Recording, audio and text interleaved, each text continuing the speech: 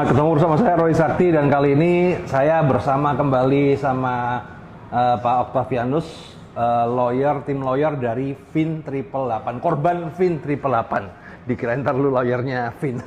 Korban. Nah, ini di episode yang ketiga, ya ini episode ketiga kita akan melihat update, ya kan? Update-nya sejauh mana laporan dari paguyuban korban Fin 888 ini, sampai sejauh mana sih perkara ini melangkah, ya? Gimana Pak Octavianus? Bisa diupdate kan?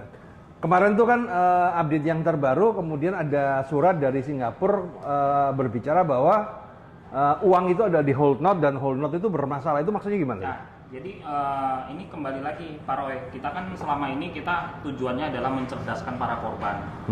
Kita ini mencerdaskan, artinya informasi apa terkait hukum yang seperti apa, kita selalu memberikan pencerahan kepada para korban. Nah, kalau di dalam episode sebelumnya kan saya menyatakan, ayolah korban-korban yang ada di Indonesia, kalian jangan mau dibodoh-bodohi dengan proses yang ada di Singapura. Saya sudah jelaskan kenapa demikian, uangnya ada di Indonesia, pelakunya di Indonesia, korbannya di Indonesia, kenapa nggak proses hukum yang ada di Indonesia? Jangan terlalu mengagung-agungkan atau terlalu mengandalkan proses hukum di Singapura. Dan terbukti informasi terbaru yang baru beberapa hari yang lalu, saya mendapatkan informasi ya dari Semtrade yang itu disebarkan melalui grup Telegram Fin 888 official, bentukannya diduga dibentuk oleh Peter V. Supandri. Di situ dijelaskan bahwa ada semacam bank penyimpan aset-aset dalam bentuk kripto yang namanya Holdenote. Itu dia menyimpan 128 juta US dollar dalam bentuk itu tadi kripto. Nah, ternyata ini apesnya kembali disebutkan bahwa Holdenote ini juga akhirnya mengalami kepailitan, sedang proses kepailitan ternyata, dan ini baru diungkap. Nah, kepailitan ini sebenarnya berdasarkan dokumen yang dikirimkan kepada kita dan kita bacanya itu melalui grup Telegram. Itu surat pemberitahuannya itu sudah sejak bulan Juni, pemberitahuan Holdenote itu sedang bermasalah. Tapi baru ditayangkan di bulan Agustus. Artinya ada sesuatu yang disembunyikan dan ini kembali lagi terungkap gitu. Terungkap lagi ya. Ya, ini jadi korban, sekali lagi apa yang menjadi prediksi saya ini tepat gitu loh. Bahwa perkara ini yang di Singapura ini hanya akal-akalan saja, hanya untuk mengulur-ngulur waktu gitu loh. Itu yang terjadi tentang Holdenote. Oke. Nah, jadi yang kita tahu berarti ya kita kejar yang di Indonesia aja kan? Kejar di Indonesia, mau. Karena ada duitnya di Indonesia itu. Ya. Nah, kemudian dalam hubungan dengan penyidik sampai sejauh mana sekarang progres kita ini? Baik, sebelum ke penyidik, saya juga ingatkan juga, kemarin di dalam video kan kita menyampaikan bahwa perwakilan 13 kita akan mau ketemu dengan mereka. Iya. Nah, jadi ada update-nya lagi nih Pak Roy. Jadi kemarin setelah kita melakukan pertemuan itu dan kita lewat Zoom itu, kita telah bertemu dengan perwakilan 13. Yang dimana di dalam pertemuan tersebut terjadi kesepahaman visi, misi, dan tujuan. Jadi saya ini ya bisa dibilang kami pada akhirnya menjadi sejarah juga bahwa yang grup selama ini selalu bertikai selama bertahun-tahun ini berhasil kita damaikan. Dan akhirnya ada 6 orang di antara 13 ini yang akhirnya satu visi, misi, tujuan dan sekarang bergabung dengan kita, grup pelaporan. Nah itu, jadi mereka memang mendukung proses hukum yang ada di Indonesia pada akhirnya.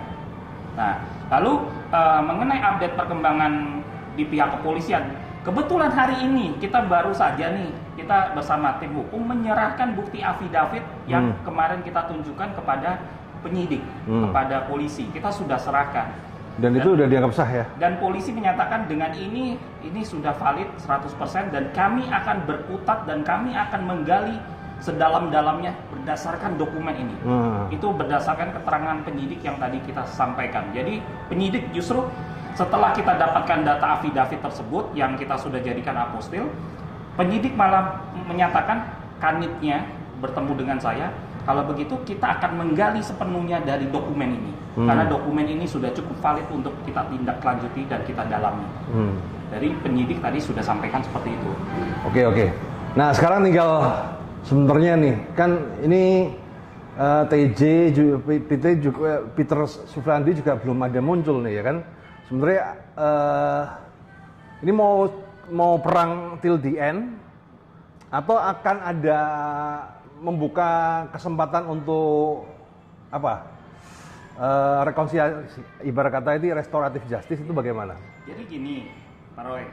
Jadi Peter V. Sufandri dan kawan-kawan juga berdasarkan informasinya juga sudah datang ke Barreskrim dan juga sudah mengeluarkan statement yang cukup menurut kami ini cukup penting sekali karena sudah dengan keterangan Peter V. Sufandri yang diberikan ini sudah membuktikan bahwa kebenaran dari apostil afidavit. Cuman mengenai detailnya seperti apa, karena ini kewenangan penyidik, kami tidak bisa terlalu open. Nah, yang jelas adalah kami simpel kok dari para korban berharapnya adalah tujuan kami agar uang dari para nasabah ini bisa dikembalikan.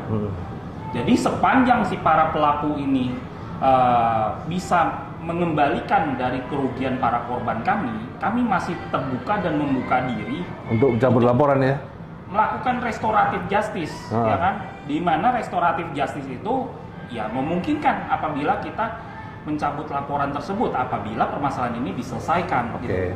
Jadi kita di tim Pak Octavianus ini masih membuka pintu untuk negosiasi untuk pengembalian. Jadi sama-sama tidak dirugikan. Karena kan kalau ini sampai diterusin juga sebenarnya kita semua sama-sama kalah loh ya. Iya, betul. Kalah waktu, kalah habis tenaga ya kan. Nah, ada istilah kan menang jadi arang, kalah jadi abu. Nah tinggal nanti pihak dari apa ya? Dari terlapor kita menunggu itikadnya terlebih dahulu lah untuk menghubungi kita untuk melakukan restoratif justice. Karena kalau ini pun diteruskan, bukannya saya bermaksud mendahului proses penyidikan, dengan bukti-bukti yang ada, ini sudah sangat cukup untuk menyeret nama-nama yang sudah kita tunjukkan kepada publik. Oke. Saya rasa cukup aja ya sampai di sini teman-teman ya. Jadi udah clear dan kita akan tunggu untuk episode berikutnya. Semoga happy ending sih teman-teman ya. Oke, thank you teman-teman. See you. Nah, yes. Nggak usah banyak-banyak, yang penting kan update ya. Nanti dibikin berseri kan.